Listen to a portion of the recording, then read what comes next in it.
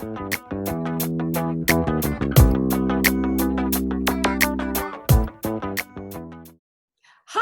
I'm Dawn Montefusco, and this is Write Your True Story. Let me start again. I like to pause. I've never had that happen, so it's weird. Hi, I'm Dawn Montefusco, life coach for writers and creatives, and this is Write Your True Story, how to use your story to grow your business, inspire millions, and leave a legacy. And today, we have Lisa Marie Pepe. She's the confidence coach and online visibility expert for heart-centered women entrepreneurs, a #1 internationally best-selling author and motivational speaker. As the owner and founder of Positive Transformation Coaching, Lisa Marie empowers her clients to fully embrace their unique gifts and talents by providing them with the skills they need to develop rock-solid confidence and become vibrantly visible online. Hi, Lisa. Hello, Dawn. So why don't you tell us a little bit about what you do in your own words and any projects you're working on? Sure. So as you were saying when you were reading my biography, I do work as an online entrepreneur myself, and I work with other heart-centered women entrepreneurs. And there are two things that I focus on. And the first has to do with breaking through the fear and the self-sabotage and all of these self-limiting beliefs that we have somehow developed over the course of our lives. So we need to break through those things, develop confidence in ourselves and in what we are here to do. And then once we reach that level, of course, people are ready to put themselves out there, but now they need to know how to do it. So that is where the strategy pieces come in. And I teach women how to truly just own their brilliance, own their gifts, and, courageously put them out into the world to help make the world a better place, all while earning an income as well. I love that. And you have a very unique story that's so inspiring. Can you tell people a little bit about your journey? Sure. So let's see.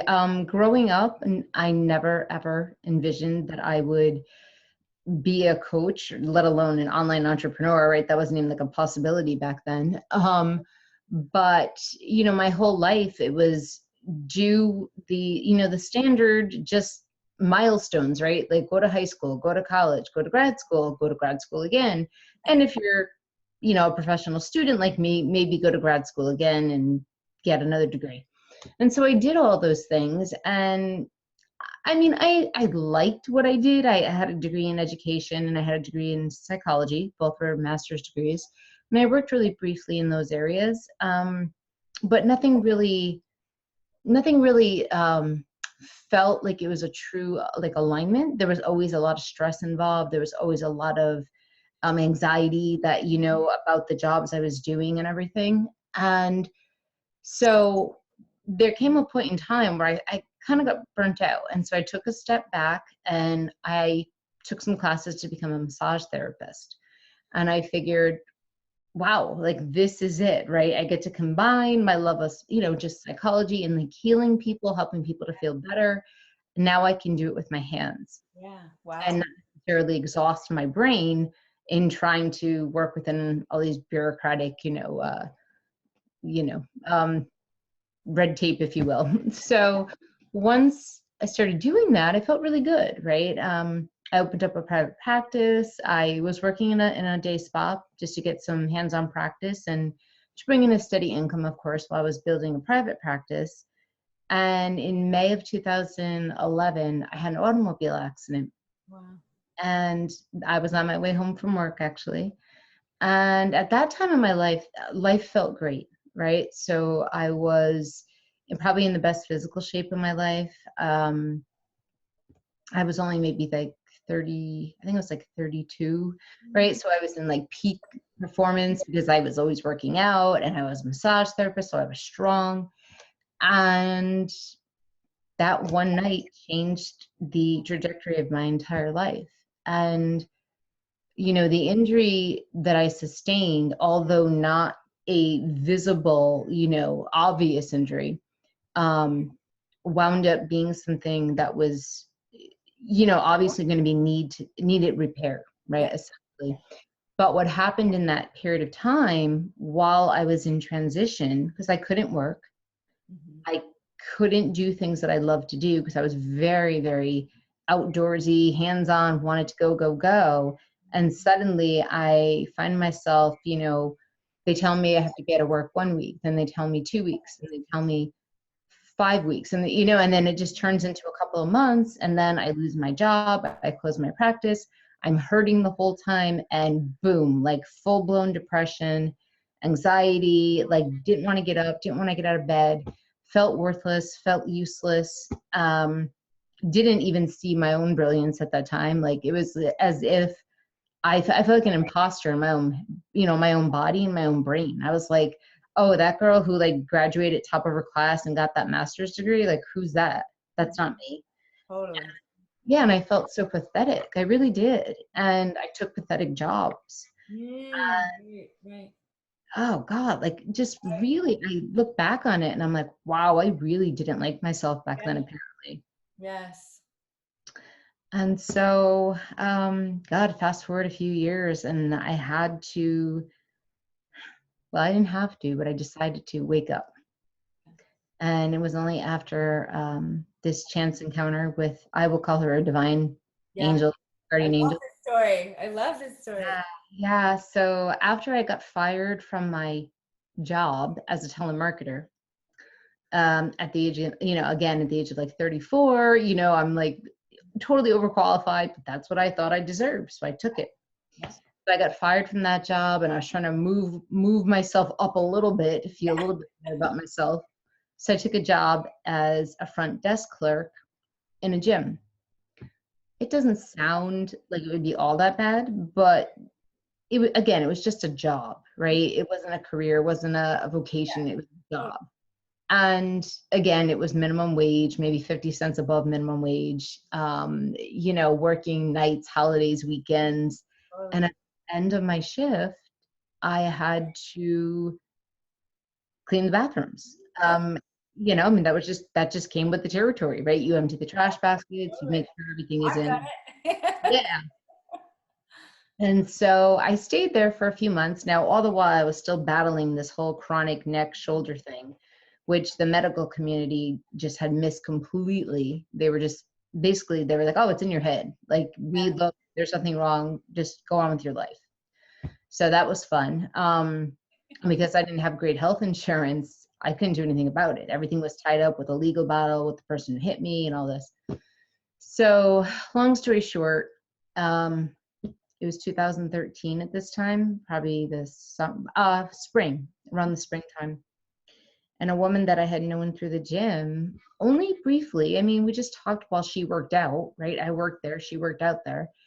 And we became, pretty close just talking. And she was the one, and I say this all the time, she really reignited a flame like in my soul that had been so dim for so long. And I'll never forget it. I was there that night and she said to me, can I ask you a question?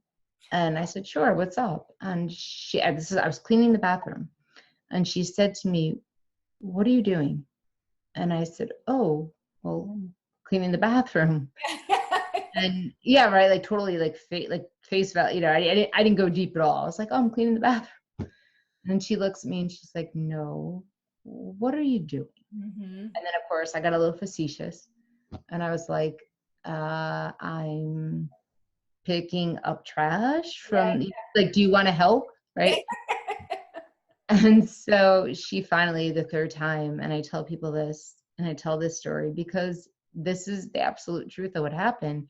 She looked at me and her eyes locked, our glances locked at one another. And she said to me, I don't mean, what are you doing right now? She said, I mean, what are you doing with the rest of your life?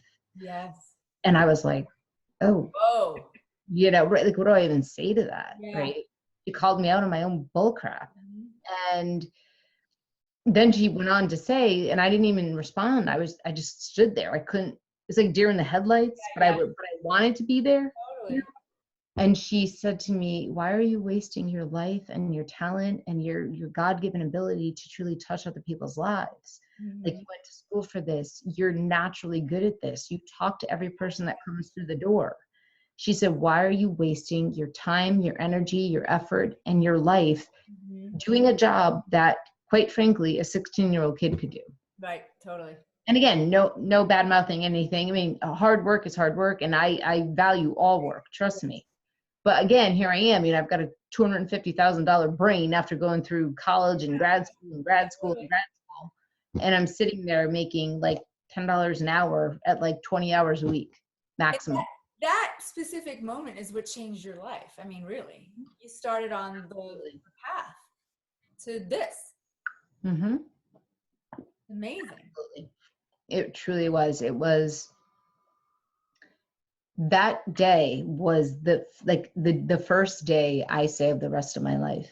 Wow. Because I made so many changes in such a very short period of time after that. And I think it's because I was probably ready to hear that message. Like, it may have been subtle hints along the way. I get you. When we're ready. But I was ready. And within a couple of months' time, I really just changed my life. I let go of old relationships. I got rid of, a toxic relationship that I had been in for 11 years. But again, because the first few years were great, but then the last few years were awful. And because I was so blinded by everything and didn't feel good about myself, I just made excuses for his behavior. Looking at this in terms of confidence, you really learned firsthand. I mean, you basically learned how to boost your confidence slowly by getting a push and having the right people around, taking out the wrong people. Right. And you're the confidence coach, which I love, because you've taken yourself from what you literally said you couldn't even see. You're pathetic. Your self-image was that you were maybe pathetic. It was a lie. Right. But it was what was being generated. Right. How has sharing this story, being so vulnerable and authentic, helped you grow your business? Significantly. The more I share about myself, the more I share about everything that I've been through and the trials, the tribulations, the anger, the frustration, all of it, the more people are attracted to me for that. And the more clients I get as a result of that, because when they hear me speaking about these things, they can relate. Yes. And they say, oh my God, you're telling my story. Or I'm where you were. Yes. Then I want to be where you are now. Yes. And I need you to help me get there. How do you help people who are really how do you help people who are really stuck? I mean, can you give us a teaser or a hint on how someone who really can't see beyond that, but you have, what's maybe the first step that somebody would do if they're really lacking in that self-image and that self-confidence?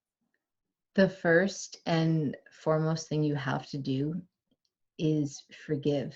Wow. Forgive yourself for thinking anything less of yourself, for being unkind to yourself, for treating yourself poorly, for putting up with other people's bullcrap when you really need to. There has to be a process of forgiveness. And then, of course, forgiving people who may have been the perpetrators of whatever else, anger, fear, frustration you have that you're holding on to. And it is a process. There are days where it'll come up again, but the more you practice that and the further away you move from it and the more peace you make with it. And I always say this, like, love and fear cannot coexist, right? They can waver, right? We can be in a flow of love and fear, right? But they can't simultaneously be in the same. And I always say, like, if your mind is filled with negativity and your mind is filled with these thoughts of judgment and God only knows what we say to ourselves, right? You have to find other ways to replace what's going on in here, because you can't just stop it and then leave empty space. Totally. And I often even teach the women I work with that, the thoughts that we think, the ruminations we have, all that, they're no different than having an addiction to something outside of ourselves. Good point. Yeah. And that's the God's honest truth. I mean, if you think of someone, maybe, I don't know, who has a gambling addiction or something, their reward, yeah, it's both mental and physical because they're out there and, they have that sort of cycle going on. But if they stop doing that and they don't find other things that are positive to do in place of it, it just leaves wide open. Well, Yeah, now what do I do with myself? So, totally. and that's why, people turn to different things, right? When they have addictive personalities. So I do really believe that once you make that decision, once you make, that moment comes where you say, I'm not going to stand for this anymore. I deserve better. And I'm going to do better because I know better now. Yes. And that's, I mean, I think Oprah Winfrey was responsible for that one, but essentially that's where it has to start. It has to start with self-love, self-forgiveness. You can't give it to other people if you can't give it to yourself. And don't you think telling your story is, or even writing it down and sharing it, actually opens the door for that bit of self-forgiveness? Because you can almost see yourself from the objective point of view and go, whoa, look what she's been through. Whoa, what was I thinking? Yes, absolutely. I love that you said that. Yes. That's amazing. What, how has, well, obviously social media and the internet changed your life, period. It gave you tools and a way to start a business. Um, Yeah. at least, were you maybe a little bit worried about sharing your story on such a big scale? Or was that actually part of the plan from the get-go? No, it was never part of the plan. It was just that people who knew me, who were already just friends and things, who knew my struggle in terms of the car accident.